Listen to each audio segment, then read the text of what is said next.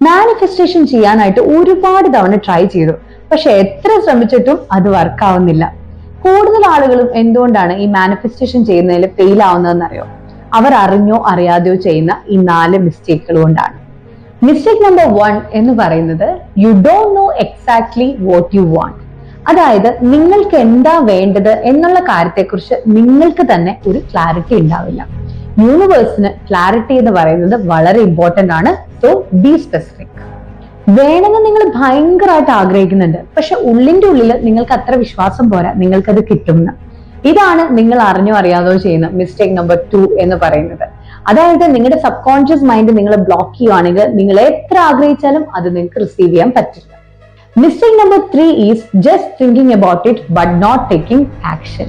Manifestation എന്ന് പറയുന്നത് നിങ്ങളുടെ തോട്ട്സും നിങ്ങളുടെ എനർജിയും ആക്ഷനും കൂടി കമ്പൈൻ ചെയ്താൽ മാത്രമാണ് അത് റിയാലിറ്റിയിലേക്ക് വരുള്ളൂ.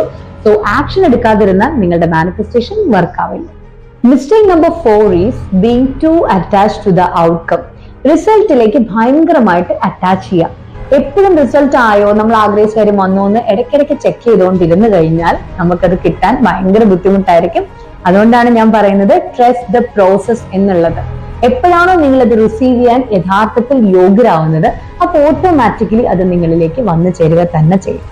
മാനിഫെസ്റ്റേഷൻ വളരെ പ്രോപ്പർ ആയിട്ടും സിസ്റ്റമാറ്റിക് ആയിട്ടുള്ള വേയിലും നിങ്ങൾ ചെയ്യാനായിട്ട് ആഗ്രഹിക്കുന്നുണ്ടെങ്കിൽ എന്നെ ഫോളോ ചെയ്യാം.